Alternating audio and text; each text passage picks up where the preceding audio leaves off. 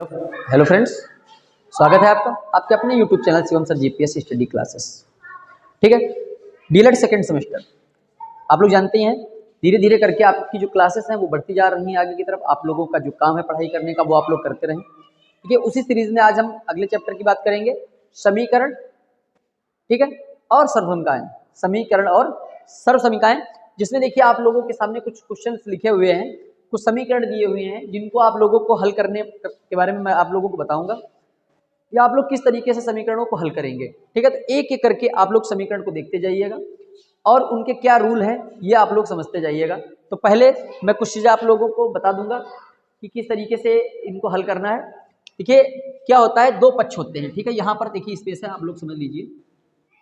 कोई स्पेस है, कोई चीज़ है, दो पक्ष होते हैं, एक एलएचएस होता है और एक आरएचएस, यानी एक बायां पक्ष और एक दायां पक्ष, दो पक्ष होते हैं। एक पक्ष की चीजें जब दूसरे पक्ष में जाती हैं, कोई भी गिनती हो, कोई भी अक्षर हो, जब एक पक्ष से दूसरे पक्ष में जाता है तो क्या होता है कि उनके चिन्ह बदल जाते हैं। ठीक है, और चिन्हों के बारे में मैंने बताया था कि अगर प्लस होगा तो इधर जाने पर माइनस हो जाएगा, माइनस होगा तो प्लस हो जाएगा, गुणे में होगा तो डिवाइड में हो जाएगा, और डिवाइड होगा तो वो गुणे में हो जाएगा। ये चार चीजें आप लोगों को ध्यान रखनी है, वो चाहे अक्षर हो या गिनती हो, अक्षर हो या फिर गिनती हो। एक तरफ से जब दूसरी तरफ जाएंगे, यानी कि एलएचएस से जब आरएचएस की तरफ जाएंगे तो क्या हो जाएगा कि वो चिन्ह बदल जाएंगे उनके। ये चीज आप लोगों को याद रखना है। और ये सारे क्वेश्चंस जो आप लोगों को दिए हुए हैं, ऐसे बहुत सारे क्वेश्चंस हैं जिनको मैं एक एक करके आप लोगों को बताऊंगा। बात ये होती है कि आप अगर छोटी छोटी चीजें समझ लें तो आप लोगों के सामने चाहे जितना बड़ा टारगेट रख दिया जाए, चाहे जितने क्वेश्चन रख दिए जाएं, आप उन्हें आसानी से कर पाएंगे। लेकिन कब, जब आप लोग उनके बारे में समझ जाएंगे, उनके तरीके के बारे में समझ जाएंगे। ठीक है, तो अब चलिए शुरू करते हैं अपनी क्लास।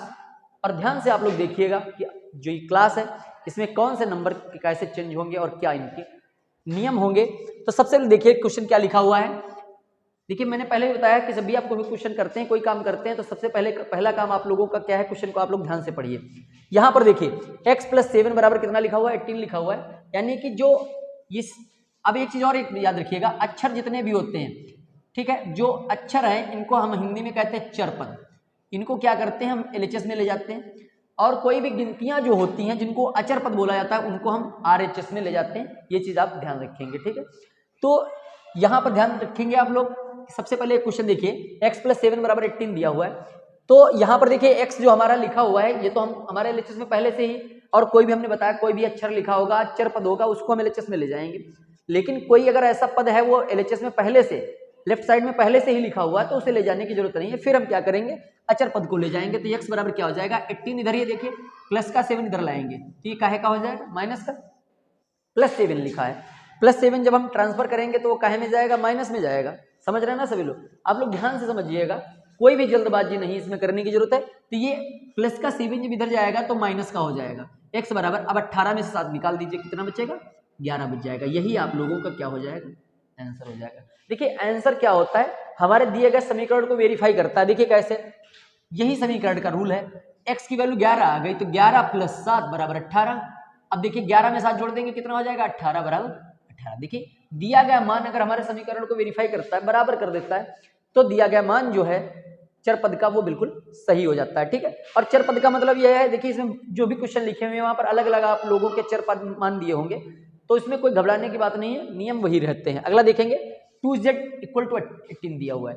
2z, किसी भी गिनती और अक्षर के बीच में अगर कोई भी चिन्ह प्रयोग नहीं किया गया, तो ध्यान रखना है आप लोगों को, अगर कोई भी गिनती और अक्षर के बीच में अगर चिन्ह नहीं लगा है तो वो गुणे का निशान होता है। और जो गुणे का निशान है, देखिए इसको हम ऐसे लिख सकते हैं, 2 × z = 18।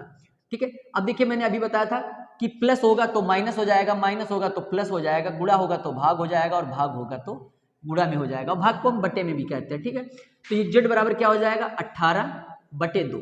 ठीक है, यहां से काट देंगे, 2 × 1 = 2, 2 × 18, तो z की जो वैल्यू हो जाएगी वो कितनी हो जाएगी, 9 हो जाएगी। ठीक, सिंपल सा क्वेश्चन, आप लोग ध्यान से देखिए। यहाँ पर देखिए, जैसे यहाँ पे 2z लिखा हुआ है, यहाँ पे 4m लिखा हुआ है। 4m है, इसका मतलब है 4 और m की मल्टीप्लाई कराई गई, तो m बराबर क्या हो जाएगा, 20/4। ठीक है, डिवाइड को आप लोग इस तरीके से भी लिख सकते हैं यहाँ पे। ठीक है, यहाँ पर इस तरीके से लिखेंगे तब भी टेबल पढ़ेंगे, 5 आ जाएगा। और इस तरीके से यहाँ पर 4 से काटेंगे, 4 × 1 = 4, 4 × 5 = 20। m बराबर कितना हो जाएगा, 5 हो जाएगा। ठीक है, m बराबर कितना हो जाएगा, 5 हो जाएगा, 4 × 5 = 20। अगला देखिए, यहां पर देखिए y - 9 बराबर में कितना लिखा हुआ है 21 लिखा हुआ है, y माइनस 9 इक्वल टू 21। अब ये माइनस के 9 है और माइनस के 9, देखिए ये क्वेश्चन में बताया माइनस के होंगे तो काहे में चले जाएंगे, प्लस में चले जाएंगे, तो y माइनस 9 बराबर 21, ठीक है। तो ये माइनस का 9 ले जाइए उधर, 21 माइनस के हैं तो काहे के हो जाएंगे, प्लस के हो जाएंगे, y बराबर 21 दिनों जोड़ दीजिए तो 21 और 9 कितना हो जाएगा 30 हो जाएगा, y बराबर 30 हो जाएगा। किसी भी समीकरण को आप वेरीफाई करना चाहेंगे, देखिए यहाँ पे 30 माइनस 9 बराबर 21 हो जाएगा, 30 में से 9 निकालेंगे कितना बचेगा 21 बराबर 21, ठीक है। तो समीकरण बैलेंसिंग होती है, समीकरण वही है जो वेरीफाई कर दे दोनों तरफ मान बराबर आ जाए, ठीक है। आगे देखिए, ये देखिए बटे में लिखा हुआ है, हमने बताया नियम कि कोई भी गिनती अगर हर में लिखी हुई है तो जब दूसरे पक्ष में जाएगी ट्रांसफर करेंगे उसको तो वो काय में चली जाएगी, गुणा में। ये क्या हो जाएगा p बराबर 7 गुणे 6, तो p बराबर 7 क्यूब 6 से गुणा करा देंगे कितना आ जाएगा 42, तो p का मान कितना हो जाएगा 42 हो जाएगा। उम्मीद है आप लोगों को ये चीजें समझ में आ रही होंगी, ठीक है।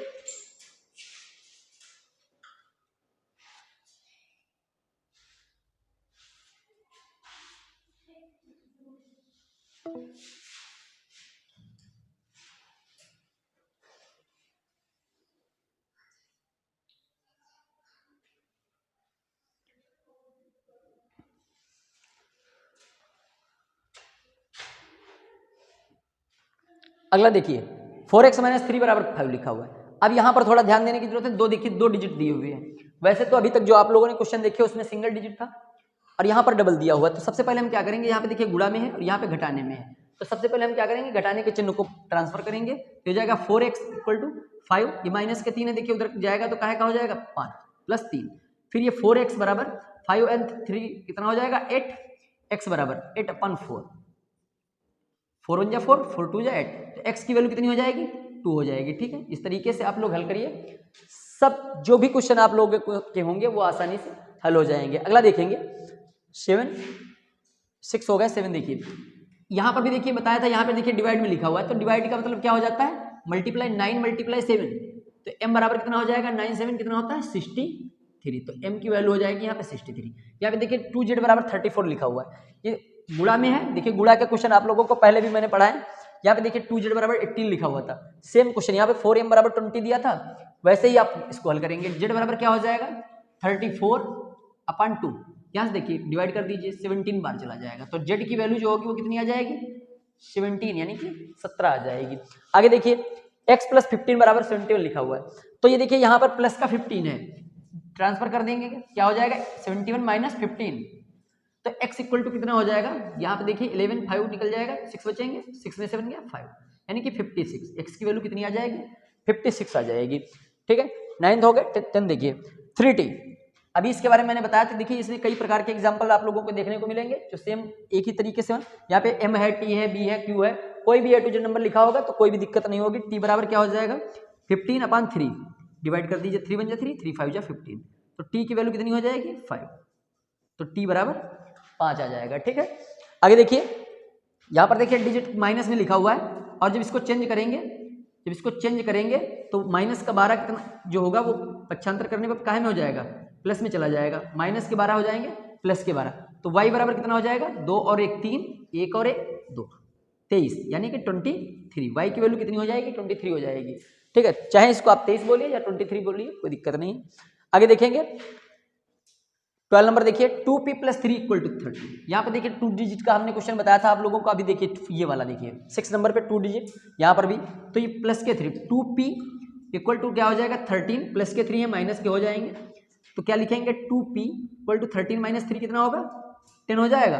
अभी देखिए मल्टीप्लाई हो गया 10/2, 2 1 जा 2, 2 5 जा 10, तो ये p की जो वैल्यू होगी वो कितनी आ जाएगी 5 आ जाएगी, ठीक है। इस तरीके से आप इसको हल करेंगे, कोई भी क्वेश्चन होगा आसानी से आपका हल हो जाएगा। आगे देखिए यहां पर भी 2 डिजिट, तो क्या लिखेंगे 3t इक्वल टू 13, ये माइनस के 2 अंदर जाएंगे तो क्या हो जाएंगे 2 प्लस के हो जाएंगे, 3t बराबर कितना हो जाएगा 13 to 15, t बराबर 15/3, देखिए हिंदी में भी आप बोलिए 3 5 जा यानी कि 5, तो t की वैल्यू जो होगी वो कितनी हो जाएगी 5 आ जाएगी।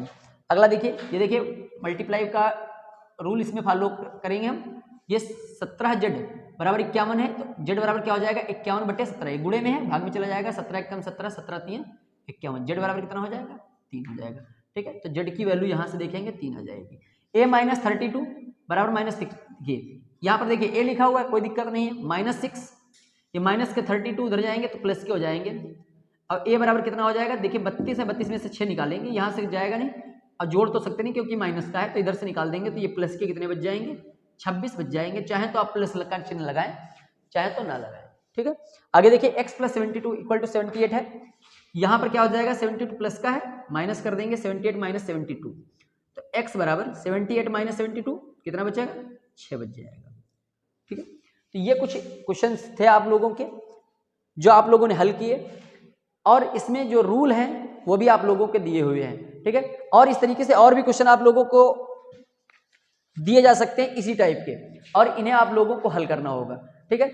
अब ये हमने बताया समीकरण को हल करना। समीकरण देखिए मैंने समीकरण के बारे में बताया कि एक हल करने के बाद एक ऐसी वैल्यू निकलती है जिससे आप लोग अगर उस समीकरण में उस वैल्यू को रख देते हैं तो वैल्यू क्या करेगी, वो समीकरण को बैलेंस कर देगी। किसी भी समीकरण में आप वैल्यू निकालने के बाद उसको देखिए, चेक करके देखिए, जैसे यहाँ पर चेक करके दिखाया गया, मैंने यहाँ भी आप लोगों को दिखाया था, तो वैल्यू अगर रख देते हैं तो ये बिल्कुल बैलेंस करेगा, ठीक है।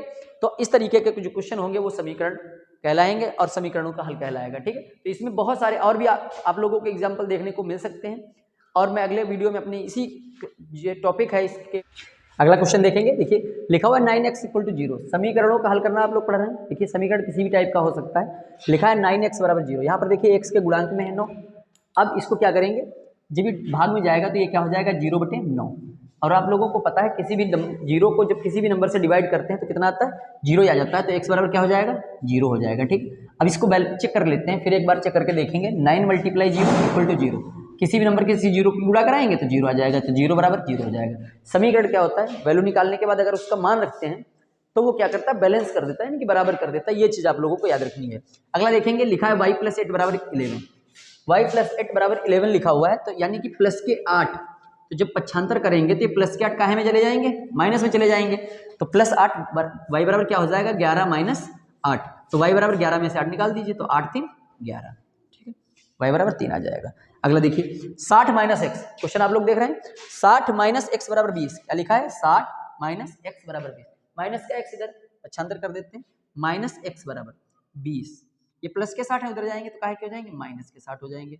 ये -x बराबर 20 में 60 जाएगा नहीं, 60 से 20 को निकालेंगे तो ये बचेगा -40, यहाँ माइनस माइनस कट गया, x बराबर कितना हो जाएगा, 40 हो जाएगा, ठीक है, समझ रहे हैं आप लोग। अगला देखेंगे क्वेश्चन, लिखा है 90 - x बराबर 90, यहाँ पर हो जाएगा -x बराबर 90, प्लस का 90 उधर जाएगा तो माइनस का 90, -x बराबर 90 - 90 कितना हो जाएगा, 0, ठीक है। अब x बराबर, तो माइनस का है 0, 0 ना प्लस का होता ना माइनस का, तो x बराबर कितना हो जाएगा, 0 हो जाएगा। अगला देखिए x/6 बराबर, बट्टे में लिखा हुआ है, और जो बट्टे में लिखा है जो पक्षांतर करेंगे तो काहे में जाएगा, गुणे में, -41 × 6, तो x बराबर 6 × 6 = 24, माइनस के 246 आ जाएंगे। अगला देखिए 6a बराबर 48, क्वेश्चन हर टाइप का हो सकता है, किसी भी टाइप का हो सकता है, और एक नंबर से ज़्यादा पूछा जाए ऐसा कोई जरूरी नहीं है। 6a बराबर 48, 8 बराबर a बराबर क्या जाएगा 48/6, 6 × 6 = 48, a बराबर कितना हो जाएगा, 8, ठीक है। तो ये था समीकरणों के बारे में पढ़ाई आप लोगों की। उम्मीद है समीकरणों के बारे में आप लोगों को जो जो चीज़ें बताई गई वो समझ में आ गई होंगी बेहतर तरीके से, और इससे ज़्यादा कुछ भी नहीं होता है। देखिए छोटी छोटी चीज़ें, सेकेंड सेमेस्टर आप कर रहे हैं, ज़्यादा इससे ज़्यादा पूछा नहीं जाता, और ये लगभग क्लास 6-7 से रिलेटेड होता है, ठीक है। ये क्लास जो होती है ये 6-7 की बुक्स से ली गई हुई है, और ये क्वेश्चन जो है वो 6-7 की क्लास से लिए गए हैं, ठीक है। तो आप लोग ध्यान रखिएगा, इनको इसी तरीके से हल करने का प्रयास करिएगा, और कोई भी दिक्कत होती है तो मैंने बताया कमेंट करके आप हम लोग अपनी समस्या हमें बता सकते हैं। इसके साथ साथ अगर आप लोग अभी चैनल पर नए हैं तो चैनल को सब्सक्राइब कर लीजिए, वीडियो अच्छा लगा हो तो वीडियो को सब्सक्राइब कर दीजिए, और अपने दोस्तों को शेयर कर दीजिए, ताकि वो भी 25 नंबर का जो आप लोगों का मैथ का पेपर होता है उसमें 25 आउट ऑफ 25 नंबर उनको मिले, और वो भी अच्छे नंबर से पास हो जाएं, ठीक है। बैक लगने के चांसेस जो है वो बिल्कुल खत्म हो जाए। हम यही चाहेंगे कि अगली बार जब आप लोग पढ़ाई करें तो वो सेकेंड सेमेस्टर की नहीं, थर्ड सेमेस्टर की पढ़ाई करें, ठीक है। और हम आप लोगों को फर्स्ट सेमेस्टर हो या सेकंड हो, थर्ड हो या फोर्थ हो, हर सेमेस्टर में हर सब्जेक्ट के साथ आप लोगों को यूट्यूब के माध्यम से मिलेंगे आप लोगों को हर सेमेस्टर में, मुझे आप लोग पाएंगे अपने चैनल पे Shivam sir GPS study classes में, ठीक है। तो आज के लिए वीडियो में इतना सा ही, धन्यवाद।